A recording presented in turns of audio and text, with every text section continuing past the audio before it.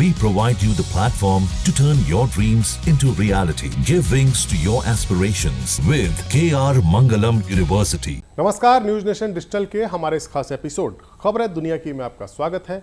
मैं हूं Sumit Kumar Dubey and this video is co-powered by KR Mangalam university.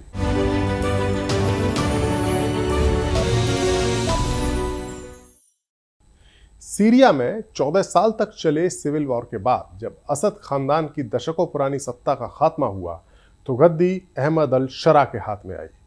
Ahmad शरा को टर्की का नुमाइंदा माना जाता है, लेकिन उन्होंने सत्ता में आने के बाद इजराइल और अमेरिका से भी सुलह कर ली। अमेरिका ने तो उन्हें अपनी मोस्ट वांटेड टेररिस्ट वाली लिस्ट से भी हटा दिया और इजराइल ने भी साफ किया कि वो सीरिया के साथ या सीरिया की नई सरकार के साथ सामान्य रिश्ते रखना चाहता है। लेकिन फिर इसी सप्ताह कुछ ऐसा हुआ कि इजराइल ने सीरिया में शरा की सरकारी फौज के ठिकानों पर जोरदार बम वर्षा शुरू कर दी। यहां तक कि सीरिया के रक्षा मंत्रालय की इमारत तक को निशाना बनाया गया। बाद में अमेरिका के दखल के बाद सीजफायर का ऐलान हुआ।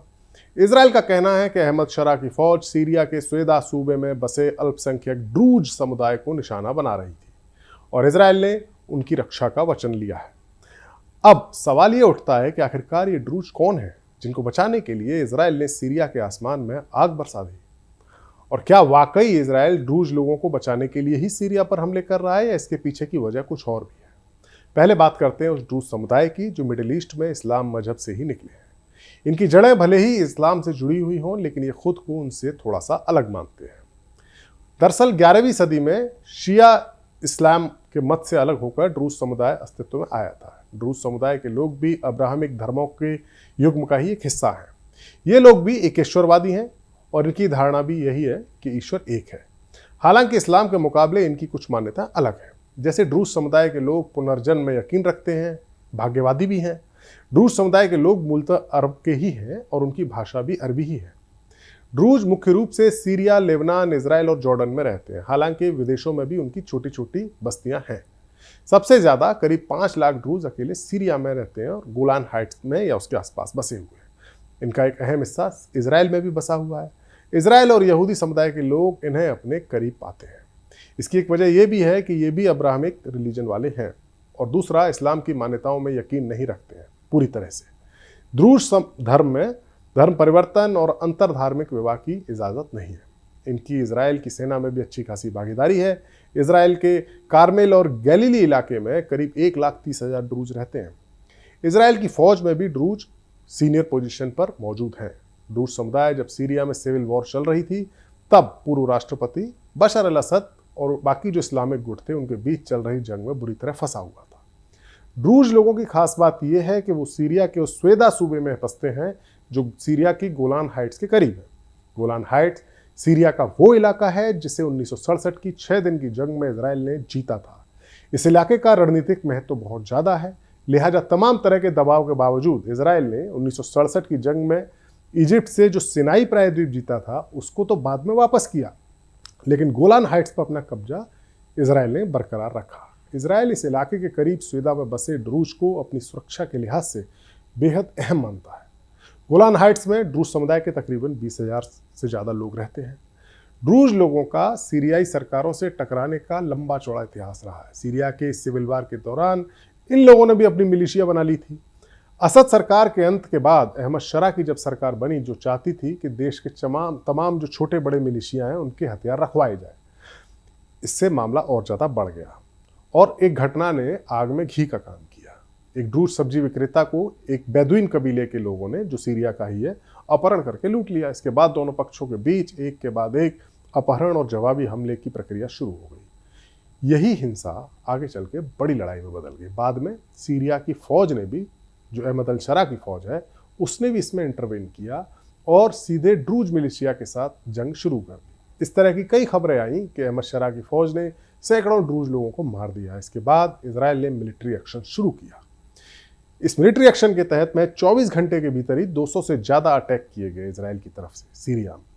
आईडीएफ जो इजराइल डिफेंस फोर्सेज है उसने इस ऑपरेशन को लेकर जो स्टेटमेंट दिया उसके मुताबिक आईडीएफ ने सीक्रेट इन्फॉर्मेशन के आधार पर इंटेलिजेंस के बेस पर इस ऑपरेशन को अंजाम दिया।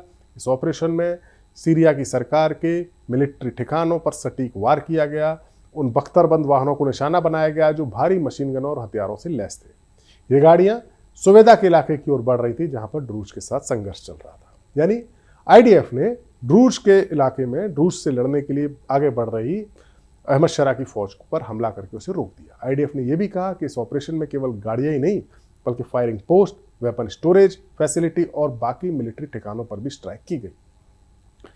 सीरिया पर जो हमले हुए, इजराइल के हमलों ने जब सीरिया को दहला दिया तो अहमद शरा की सरकार बैकफुट पर आ गई। इजरायली हमलों के बाद अहमद शरा ने अपनी भड़ास जरूर निकाली, एक बयान जारी किया और इजराइल पर कई आरोप लगाए कि असद सरकार के पतन के बाद से इजराइल सीरिया को तोड़ने की कोशिश कर रहा है। सीरिया के लोगों ने अपने लंबे इतिहास के साथ विभाजन के रूप को एक्सेप्ट नहीं किया है। ड्रूज इस जमीन के बेटे हैं। इजरायली सत्ता की तरफ से हमें तोड़ने के प्रयासों का सामना करने में ड्रूज खुद सक्षम हैं।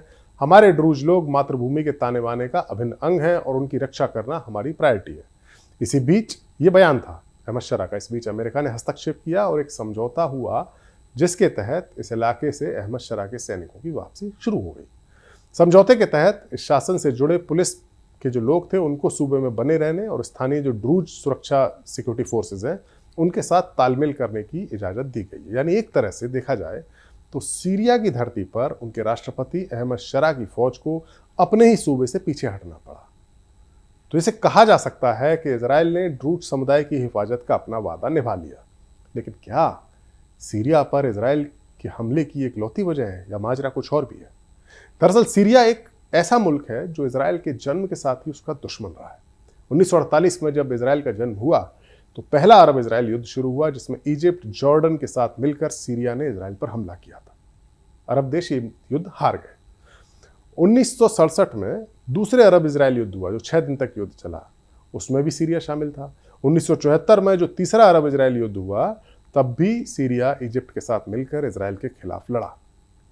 अमेरिका की मदद से इजराइल ने इजिप्ट और जॉर्डन से तो समझौता कर लिया उसके बाद और इजिप्ट की जमीन भी लौटा दी, लेकिन सीरिया के साथ उसकी दुश्मनी बरकरार रही और गोलान हाइट्स पर कब्जा भी।